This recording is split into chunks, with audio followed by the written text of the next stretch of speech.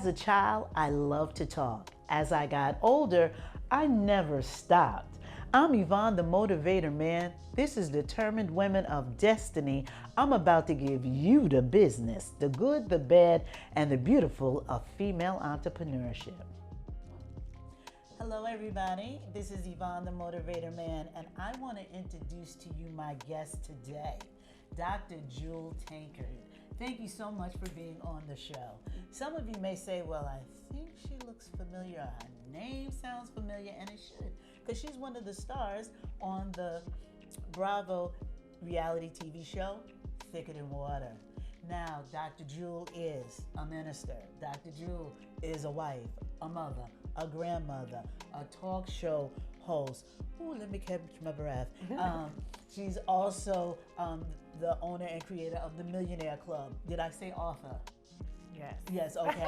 So I'm trying to catch everything because she is the woman that has it all. And I'm going to have her discuss with us how she balances all of that, and also the beginning of how it all started. You come from a family of entrepreneurs, and is that where you got the bug to be an entrepreneur and start your own business? Yeah, I definitely think so. Growing up downtown Detroit, like even Detroit today is known for having a lot of progressive, African Americans. I remember growing up, we had an African American mayor, police chief, like everyone was like moving and shaking. And of course, my parents had a huge influence on my life. My uncles and my aunts were, they had their own business. So yeah, that's definitely where I kind of got the bug, if you will. And I love the lifestyle. I always knew that I wanted to be wealthy, even as a little girl. And my parents, I grew up in that. And then when they lost everything, it made me really want to take a deep dive into understanding business and investing at a whole nother level. But yeah, they definitely gave me the bug. Okay, so it was from them losing everything. You said, it's a lot more than I just want to do my own thing. There's business to business. Definitely, it's a lot of work. And I learned that my parents were great, like with creating ideas, products, and service. They owned the first African American owned business downtown Detroit. They actually rented a building from a Jewish man at the time, and they opened up LaGreen's Records and Tapes. So my dad had the hustle. My mom was always super, super supportive of everything that my dad did. And so as a result, I grew up having, his and her Rolls Royce, his and her Mercedes. I had a Volvo at 16, housekeepers, cooks, drivers, and then at 19, we lost everything. Literally everything within 6 months was repossessed. And it was in Detroit, wintertime, and it was freezing cold. We did not have any heat, so we had to boil water. So I remember all of that, and I was thinking to myself, how did we get here? And I remember asking my mom a lot of questions like, Mom, didn't we have any money saved? Do we have any money invested? And her answer to everything was, your father said this, your father thought that. And I was angry with her, and I was thinking like, but why didn't you trust your own financial instinct? You know what I mean? I don't think I could have articulated it at that time, but I knew like, Mom, you were better with money management, and Dad is great with producing. And so watching that, going through that, my next financial plan is I started dating drug dealers. In Detroit, in that time, that mindset, every pretty girl wanted a drug dealer, include me. And so that was my financial plan. It was dumb, I know, but it was, I kind of fell into the culture, and it was fun for a couple of years, and then they started getting indicted and dying, honest to God. And I went to church to pray one of them out of jail, and that's when I really met the Lord, and on a very serious level, because I knew the Lord as a child, grew up in church with my grandmothers, but my parents never went to church, so I wasn't weird in church. Like, I didn't really know about religion and all that. I just went to church with them on the weekends, and then I just realized at that point, God was like, you went from your daddy taking care of you to men taking care of you. Why can't you take care of yourself? And so that kind of really started me on the whole journey. Now, that's a profound statement right there. Yeah. Profound statement. Now, what was your first business that you started? Because you were kind of young when you started. Too. Yeah, so tell us how absolutely. old you were and what business it was. So my first business I started, I had just divorced my ex-husband, and that went bad because I went from the extreme. Once I stopped dating drug dealers, gave my life to the Lord, I was just like, money doesn't matter. I was just, as long as he loves Jesus. And no, it did matter because I ended up feeling like I was taking care of him. because he didn't have the same ambition and hustle that I did. And so he wanted to sit up and smoke weed and play video games, and I'm trying to go to a business meeting. And so he ended up being abusive, and he called one day and said he wasn't coming back. So I hooked up with someone that was very strong in business in the city of Detroit, that I dated back in the day, but then, we had cut everything off once I gave my life to the Lord, but he was still a profound businessman. And he said, I'll back you. So I ended up opening up a Nextel franchise, and that's where I made my first million. Wow. Okay, is that business open today? No. After I married Ben, we closed it. Okay. All right. You closed that deal, right? We closed that deal, but we were in business for 3 years. Okay. And one of my aunts was profound with helping me to grow it and launch it and hire employees and all that kind of stuff. But I was kind of the head of it. Mm-hmm. So when I moved to Tennessee, I was trying to see if we could keep it open, but it wasn't gonna work. I needed to be in the city for that really to still flourish and thrive. So nope, I ended up closing it, but that's where I made my first million. So all of the lessons that you learned from that first business, has that helped you cultivate your businesses along the way? Oh yeah, big time, because you learn mistakes, you learn challenges. I remember when I first opened, it was a big deal because no other minority owned a Nextel franchise at the time. So it was a lot of press around it. It was like a big deal, which was great. But then I also remember having tons of sales, which was great, but not enough salespeople. I remember at one point, Nextel, the manufacturing plant, they had a shortage on, shipping. And so even though I had all these sales, I didn't have phones to supply them. And, and then sometimes the accounts would pay 30 days, 60 days. So, I ran into cash flow crunch issues. So yeah, I mean, every issue imaginable I had to deal with and pivot and find a solution for it. And I think that's when I really learned in business, you can't start a business thinking, oh, it's gonna always be just like this. You gotta always be thinking, okay, how am I gonna change it? Like right now, everything's digital. So you gotta be thinking, how am I gonna pivot? If it didn't work, if I'm on the left and it's working for a year, but now it doesn't work anymore, then you gotta shift to the right. And if you shift to the right, it doesn't work anymore, you gotta pivot again. And so I think that's the biggest thing that I learned being an entrepreneur. You have to be willing to change and really stay open to staying a student so you can learn, because everything is always changing. I hope you ladies are listening, because what she said was very important. You're going to have to change when the time changes. You cannot stay the same. And you have to think outside of the box. And be on top of your game and forethink some stuff. So let's move up to artists. And the body magic. Some of you remember the body magic. You go down 2 sizes. Just put this on. And I had saw the YouTube. Mm-hmm. But back in the day, not back in the day, it was like maybe 10 years ago, mm-hmm. you had the jumper girls, mm-hmm. and you literally would jump out of the car, see someone, and say, I got something for you. Drag her in the bathroom and put the body magic on her. That just went really well for you. Tell us a little bit about that. Yeah, I made 7 figures in that. I was one of the top salespeople in that and did really good. I mean, the product worked. You put the garment on the girl and she lost weight for real. Her waist was snatched and it was a big deal. You know what I mean? You had one, right? And so, I did really good with that and was blessed to be able to grow a really strong team. And I had a lot of success with artists. I'm really grateful for that opportunity. And that was another thing. It taught me hustle, and then it also taught me how to shift. I had an opportunity to work with the owners and other top income earners there, and I was able to see why we were able to do as well as we did, and then I also could see when the shift started happening. And that's why I'm really sensitive, being in ministry and being in business, you gotta keep changing. Like, you have to keep changing. The minute you start to see that shift, and it doesn't mean it's gonna happen overnight, but you definitely wanna start to put things in place so that you can really be positioned to always be profitable. You don't ever have to be at a point where you like, oh, I used to have a lot of money, now I don't. When you talk to those people who used to have a lot of money, now they don't, there are usually things that were happening that had they made different changes in their business or investing, they probably still could have always had a lot of money. Everybody doesn't have to have a lot and then lose. And those are the people that I like to study.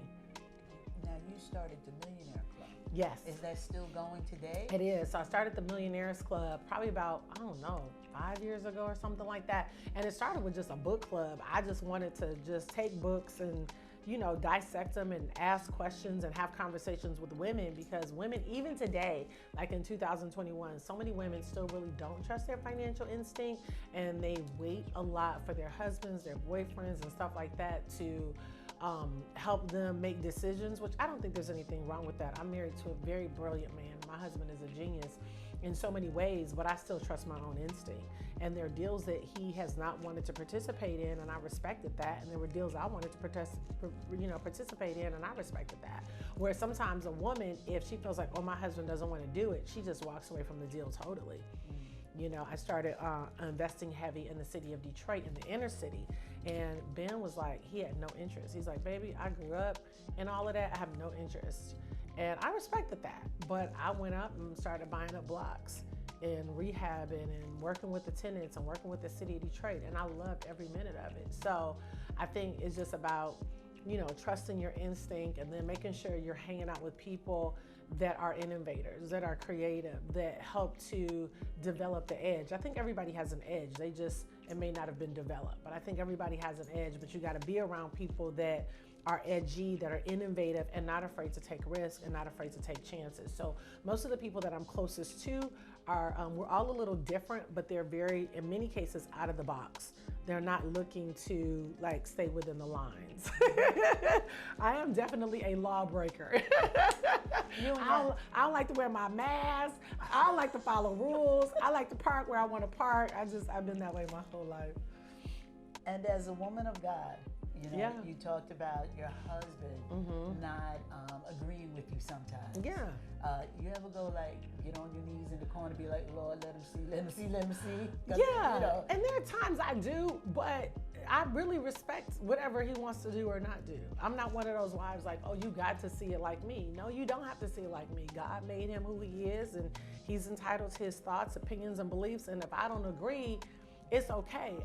But I've never let that stop me. So I'm a little bit different than the traditional, probably, woman, or maybe even women in church.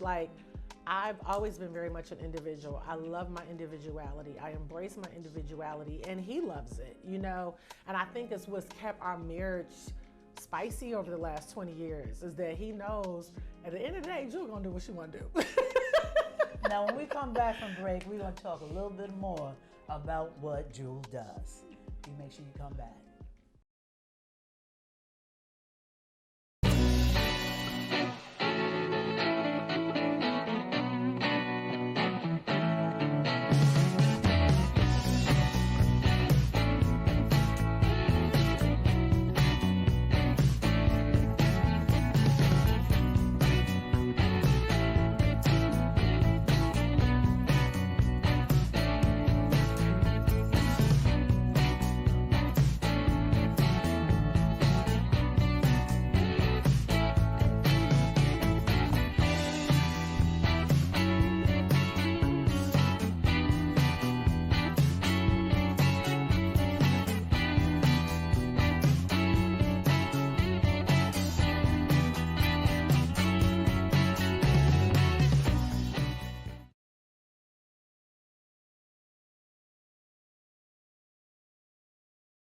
Dropping gems from Keisha Christian. She's on a mission, sharing information, knowledge for soul, body and mind. Dropping gems, KeishaGems.com, KeishaGems.com.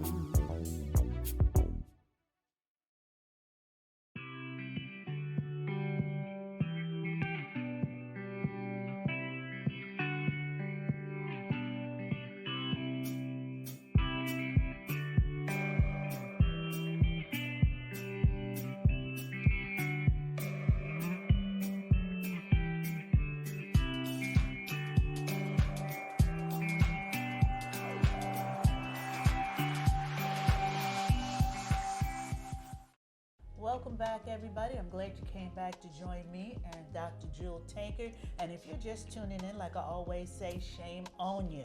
You know the good stuff starts in the beginning, but I love you because you came back, you're here now, and your support and encouragement is everything to me. Before we went to break, we were talking about, how you worked your Millionaire Club, why you started your Millionaire Club. You talked about, buying up properties. And even though your husband wasn't there in the same mindset, you were talking how women should trust their own financial intuition. I know when I was younger, all the women in my family was like, you gotta have your own bank account and don't let them know it. And I'm like, I don't think there's a problem with him knowing it, but having your own bank account, I think is good. I want my own money. If I want to buy those shoes and they're $400, I want to buy a $400 pair of shoes. I'm not buying a pair of $400 shoes, but I'm just saying. And you don't have to worry about your household finances and all of that good stuff. So as you're going along making these deals, maybe your husband isn't like on board, does he come on board after he sees the success of it? Yeah, a lot of times he does. Like even with me trading foreign currency, binary options, and crypto, he's like all over it. It took him 4 years, but yeah, I mean, he's proud of me. He's killing it. And then real estate, he didn't come on board, but he does real estate on the higher end. I like doing it in the inner city, buying a house for $15,000, putting $10,000 in it, and then putting tenants in it for $800 to $1,000 a month. So he still really doesn't do that part, but he does do real estate, much bigger deals. And then he does aviation. He buys and sells planes because he's a pilot. We own and operate 2 of our own planes. So he definitely is like genius boss businessman that I'm very proud of. We've just always kind of trusted our own instinct. He went in Florida a couple years ago. He was down there with a good friend of his, and he ran into a great deal and bought a property. Bought it. I never saw it. The house we have in Atlanta, he never saw it. He knew I was looking, and I said, baby, I think this is it, because we were looking for a house for us to be able to live in when we went to Atlanta, because we're there so much. And he trusted it. He said, baby, if you like it, cool. Here's the money, let's go. So we just really learned to really embrace each other's gifts. And then we're not really traditional either. So I feel like we both have given each other a lot of freedom in the marriage, where I think a lot of marriages, not all, but I think some of them, especially in the church, are kind of oppressive to me. Because it's oppressive to not be able to do what you feel like God is telling you to do because your spouse did not give you permission. Like, I'm a grown woman, right? He's a grown man. Like, I'm not his mama. So if he wants to do something, he doesn't need my permission. But that's kind of how we move, and it's really worked for us, and it's allowed us to really expand and build a pretty phenomenal empire. Tell us a little bit more about that cryptocurrency. So crypto is definitely the future of money. I want everybody to learn about it. Most people have heard about Bitcoin, and Bitcoin is the future of money. I think we're gonna see a 6-figure Bitcoin. I was blessed to be a part of a wealth academy where I was with mainly a lot of our white brothers, which is why I'm so passionate about making sure this gets into the African American community, because a lot of us really don't know it. Some people think Bitcoin is a scam. Some people think it's not real. It's very real. And for people that don't position themselves and own Bitcoin and even learn how to trade it, I think are going to be at a real big disadvantage. I think this next decade is going to prove itself very hard, unlike the lower class and middle class. So my goal is to educate people, to get them involved so that they can really put themselves in a position to develop real wealth. So people, and what's gonna happen in this next decade, either rich people are gonna definitely get richer for those that have moved over to digital currency.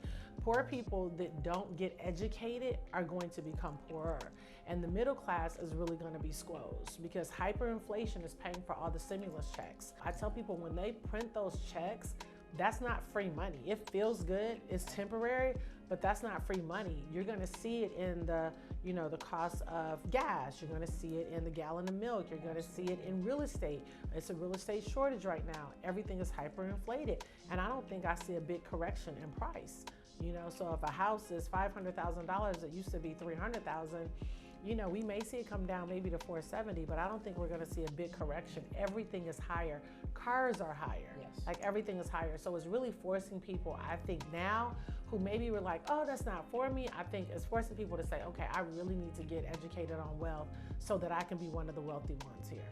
Tell us how we can contact you before we go any further. Absolutely. So my listeners and myself will know how to interact with you to get some of this information? Absolutely. So everything is Jewel Tankard. JewelTankard.com, Instagram, Snapchat, TikTok, Facebook, Twitter, all Jewel Tankard. Okay. Now, Jewel Tankard also has the Jewel Tankard Show. Yes. So tell us a little bit about your talk show. Yeah, so Jewel Tankard Show is basically a show that's really after my heart, that's based on faith, family, and finances. And I definitely believe in living by faith. I believe in dreaming big. I love for people to dream big and taking risks. You know, faith is also the ability to have corresponding action. I tell people, yes, pray. Like I'm a strong believer in prayer, but you got to be willing to take action. You got to be willing to do the work. So it's basically based on faith, family, and finances. I'm a big family girl. I love my family, and I want to see families win, you know, because the reality is if your parents, if a parent is wealthy, then the child automatically is going to have exposure to a whole nother area of life that they would have never had exposure to. My daughter spent summers at the University of Scotland. That would have never happened had we not had money. She went to Howard Cash. That would have never happened if we didn't have money. The vacations we take, it wouldn't have happened. So I want parents to be in a position where they can write the check, you know, and support their children in whatever endeavors it is that they want to do. And then finances, and y'all know about that bag. So we talk about all that on the show. Okay, yes. That is great. Now, your show also has had some phenomenal people on there. And I said to you previously, Dr. Dee Freeman. Yes, that's my boo. Oh, my goodness. Just having the women of God to come and just on your show, and it's like you guys pour into each other. So, you know, iron sharpens iron. And like I always tell you guys, your tribe has to be tight. You know, you have to have people that are on your team that can push you to the next level. And if not, they can't be in your tribe. Yeah, absolutely. And we've had people on there, not just Christians. I mean, I love people, period. I've had Ricky Smiley on, Dr. Heavenly Kimes, Lisa Nicole, I mean, Kim Kiyosaki, Rich Dad, Poor Dad. So we've had a nice gamut. And I just look for people that can add value, you know, whatever their beliefs are spiritually. I mean, of course, I would love to win them to Christ, but ultimately, I look for the gifts and the value in people. And sometimes they're not Christian, but I love them and I love what they do. So I bring them on the show and, you know, ask them to bring the value that they have. Now, in the beginning, I talked about all the stuff that you do. As a pastor of a church that you co-pastor with your husband. Yes. How do you juggle all that you do and you're still there every Sunday in the pulpit? You're doing ministry. You know, people are calling you, doing counseling. I mean, I just need to know your setup for the week. How you put stuff into place, because, you know, my 24 hours go by and I'm like, but what happened? Right. And I think the thing is I've learned, and I learned this from my parents because they always had a great team around them. You got to have a team. You know, I'm so proud. I look at what Bishop Jakes just did. He bought, I think, 77 something acres next to Tyler Perry Studios. He's got films going on Diddy's network now. He just did The Seven Deadly Sons on Lifetime, and pastoring one of the largest churches in America. You cannot do that without help. Same thing with Ben and Jewel Tankard. We're able to do a lot of different things, but you know, I've got the Jewel Tankard Show. We've got Tankard Stick in the Water, our family show, which we're filming now. We're right at the tail end. It'll be coming out soon. We'll give you information as soon as we get the dates on that. And then I have Chattertack Show with Dee Freeman, Real Talk Kim, and Monique Eilert Mosley and Holly Carter, who just produced Clark Sisters movie, and she's working on a show now, or a movie now, with Mahalia Jackson. But you can't do that stuff without a team. So you got to get your good domestic team, you know, get your housekeeper, get your cook, get your driver. Know you deserve it. I want Black women to know you deserve to have help. And then start finding people that can assist in other areas, whether it's like getting a good personal assistant that can help you, getting a social media person, marketing person. And it doesn't mean you're going to get all this stuff overnight, right? Depending on where you are.